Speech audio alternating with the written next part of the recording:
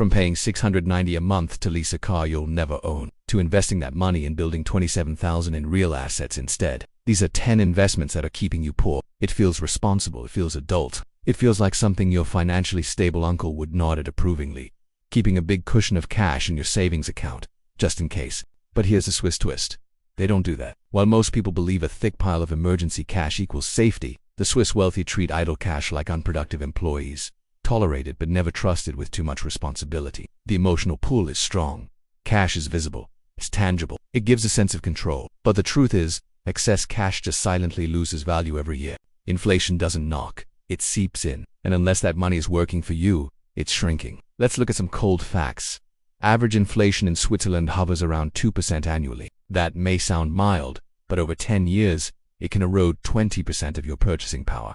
So that tidy 50,000 Swiss francs sitting in your savings, it's effectively losing 1,000 Swiss francs in value every year, even in a high savings account earning 0.5%. Take Roman, a 42-year-old engineer from Lausanne. For years, he kept over 200,000 CHF in a savings account just in case. After a portfolio review, he shifted 150,000 CHF into a mix of Swiss and global. 2 years later, he saw a 9.2% average return. It was like waking up and realizing I'd been sleeping on an engine that wasn't turned on, he said. The wealthy in Switzerland maintain leaner emergency funds, often just 3 to 6 months of expenses, and deploy the rest. They value liquidity, yes, but they value productivity more. Let's do a little math. If you invested 50,000 Swiss francs in a global equity index fund with an average annual return of 7%, you'd have over 98,000 Swiss francs in 10 years, kept in a savings account. You might have 53,000 before tax. Wealthy people know saving too much can quietly become the enemy of wealth. It's not about hoarding, it's about harnessing. Comic cash, if this one made you check your bank app. And speaking of stagnant money, let us move to a place that seems like an asset but leaks well through the walls. Real estate in all the wrong places. Owning real estate sounds like a power move. For many, buying a home is the ultimate milestone of financial success. But in Switzerland, the wealthy are more selective. They know that where you buy is often more important than what you buy. The trap, buying beautiful property in high-tax areas and calling it an asset. Yes, property can be appreciated. Yes, it can generate rental income. But in places with aggressive tax policies, that same asset quietly becomes a liability. Here's why people fall for it. The emotional pull of location. That dreamy lake view, the charming city apartment, or the prestigious zip code. It feels luxurious. It feels smart. It feels like wealth. But Swiss investors know better. They study cantonal tax rates like others study floor plans. A home in Geneva might cost 1.2 million francs, but the wealth and income tax in that canton can consume up to 40% of your yearly earnings. Compare that to cantons like Zug or Schwyz, where the same income is taxed significantly less. Let's take Julian, a marketing executive who bought a stylish condo in Lausanne. The property was modern and well located, but between municipal taxes, wealth tax, and property maintenance fees, he spent over 27,000 francs annually just to own it. 2 years later, he sold at a minimal profit. He admitted it was never really mine. I was renting from the government. So what do the wealthy do differently? They optimize for after-tax performance. They look beyond beauty and prestige. They ask, what is the true cost of holding this property over 10 years? Then they pick the region that gives them maximum financial efficiency, even if it's less glamorous on the surface. If Julien had bought a similar apartment in Zug, his annual tax burden would have been nearly 15,000 francs less. Over a decade, that's 150,000 francs saved money that could have gone into stocks, businesses, or more strategic properties. It's not just what you buy, it's what it costs you to keep it. And if that one stung a little, wait until you realize how your weekends and dinner parties are slowly sabotaging your savings. It starts with one dinner, then a birthday weekend, then a friend's destination wedding, and one by one, your social calendar fills up, and so does your credit card statement. Here's the lie.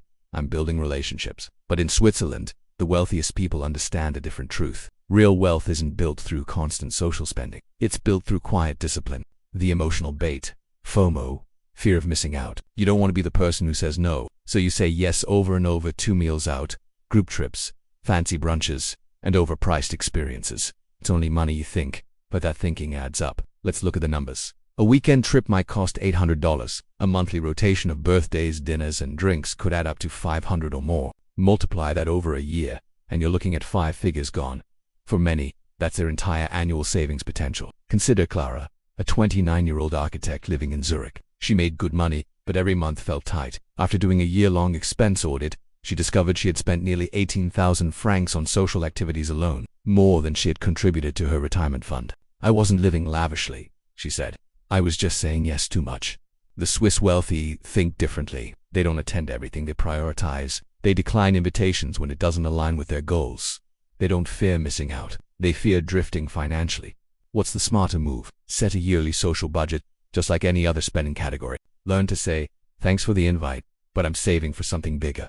Your future self will thank you. If Clara had invested just half of what she spent on social obligations into a diversified portfolio, she could have grown that into 40,000 francs over 15 years, enough to put a down payment on an apartment or fund an entire sabbatical. Your social life shouldn't come at the cost of your financial future. The wealthy understand that being selective today gives you freedom tomorrow. Subscribe if you've ever said yes to something you couldn't afford, just to avoid awkwardness. And speaking of expenses hiding behind prestige, let's talk about luxury that doesn't build equity, the lease that keeps you broke in style. It looks sharp, it feels powerful, and on paper, the monthly payment isn't that bad. That's how leasing luxury cars sneaks into your life as a smart choice. But here's the Swiss truth. Leasing isn't ownership. An affordable luxury is often just expensive insecurity. The emotional bait is irresistible. Driving a BMW or an Audi makes you feel like you've arrived. The leasing deal seems clever. No maintenance worries. Manageable payments, a shiny new car every few years. But here's the catch. You're paying monthly for an asset that drops in value while you never actually own a thing. In Switzerland, the ultra-wealthy often drive mid-range or even modest cars. Why? Because they're not interested in impressing with a brand badge. They're focused on building net worth, not leasing the illusion of status. Let's meet Daniel, a 35-year-old consultant from Lucerne. After a big promotion, he leased a new Mercedes C-Class for 690 francs per month. Over 3 years, he spent nearly 25,000 francs and still had nothing to show for it at the end. When he wanted out of the lease early, he had to pay a hefty cancellation fee. I thought I was playing it smart, he said, but I was just renting a lifestyle I couldn't sustain. Wealthy Swiss avoid leasing luxury unless there's a strategic business case. They either buy quality used vehicles outright or drive reliable models that require little maintenance and hold their value over time. Think Toyota, Honda, or Volvo. Practical, efficient, and financially sound. Here's a thought experiment. If Daniel had instead invested that 690 francs a month into a global ETF portfolio with a 7% annual return, he would have grown over 27,000 francs in just 3 years and still had a functioning car. The truth is simple. Leasing luxury gives you the illusion of prosperity while quietly draining your future. The rich don't play that game. And if you thought flexing on 4 wheels was the ultimate trap, just wait until you see what happens when your entire income comes from only one direction. It feels stable, predictable, safe. You've got a job, a salary, and a routine. But in Switzerland, the wealthiest individuals view single income the same way they view single weather forecasts, unreliable at best. The comfort of one paycheck is seductive. It comes regularly. You know what to expect. And after years of school or training, landing that full-time job feels like the reward. But there's a quiet risk hiding underneath. Dependency, one boss, one industry, one economic downturn. That's all it takes to flip your entire life upside down. Swiss millionaires almost never rely on one income stream. Even if they have a full-time profession, they tend to diversify with investments, real estate, side businesses, or intellectual property.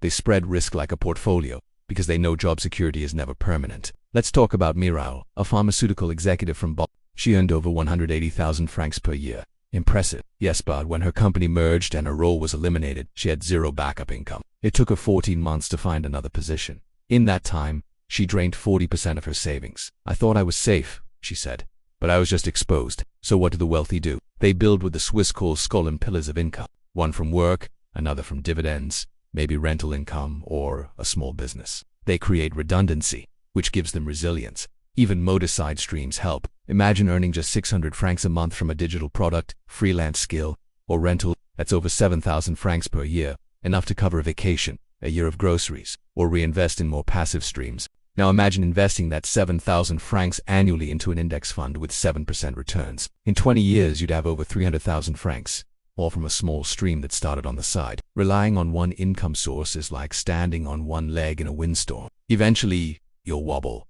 The Swiss rich stand on many. Share this video with someone who says, I'm too busy for a side hustle. And speaking of things that look fine until taxes come knocking, but let's talk about how your investments might be winning gross but losing net thanks to poor tax planning. You made the investment, you watched it grow, you feel smart. But when tax season hits, that profit doesn't feel so profitable anymore.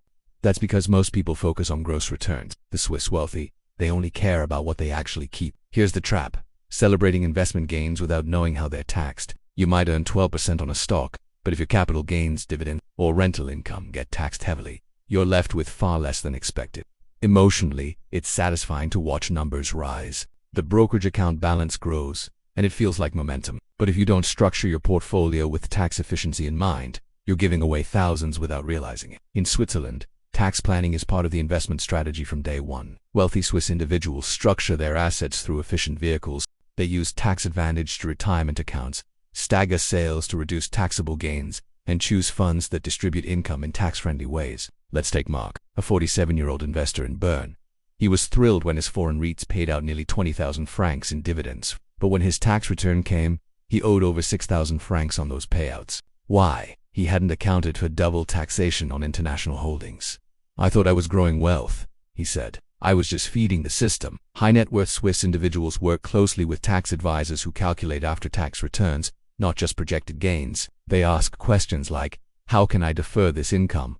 Or, "Is this capital gain better realized over 2 years? Let's run the math." Two investors both earn 10,000 francs annually from investments. Financial growth without tax strategy is like sailing with the wind against you. You're moving, sure, but not nearly as fast as you could. And if you think owning a house means you've made it, think again. In Switzerland, tying up all your money in property can quietly keep you from ever becoming truly free. For most people, buying a home is the dream. It's the finish line, the proof that you've made it. But in Switzerland, many wealthy individuals treat home ownership more like a strategy than a symbol.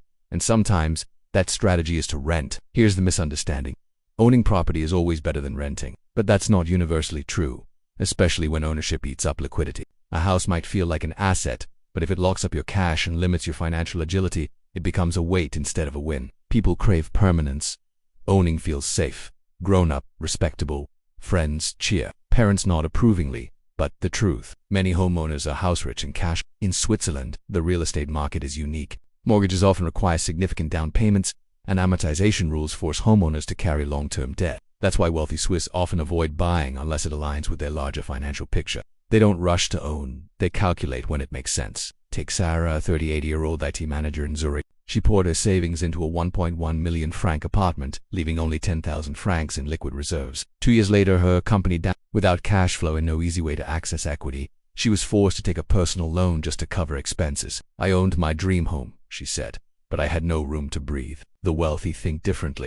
They buy when it improves financial flexibility, not just status. Some even rent long-term in high-cost zones while buying smaller income properties in better-yielding areas. Had Sarah invested part of her down payment instead of, say, 300,000 francs into a diversified portfolio, she could have generated 21,000 francs annually in returns. That income could have covered rent, savings, and then some, all while keeping her nimble. Liquidity is power. Ownership is only freedom if you can afford to hold it comfortably. And if you thought bricks and concrete were risky, wait until someone convinces you to pour your money into a proven system that only works if you recruit 3 friends. They talk fast, they look sharp, they post screenshots of 6-figure days, and they promise you can do it too if you just follow their steps. But the wealthy in Switzerland don't follow hype, they follow data. Here's the illusion. The financial guru who built an empire from nothing is giving you the secrets. But often, the real business isn't in their method. It's in selling you the method. And once you buy in, you're not investing in wealth. You're investing in someone else's brand. Emotionally, it's addictive. These influences speak with authority, energy, and certainty. They make complexity sound simple. You watch one video and feel like you're already halfway to early retirement. But most of their income comes from courses, affiliate links, and paid communities, not from the investments they preach. Wealthy Swiss individuals are skeptical by default. They rarely follow.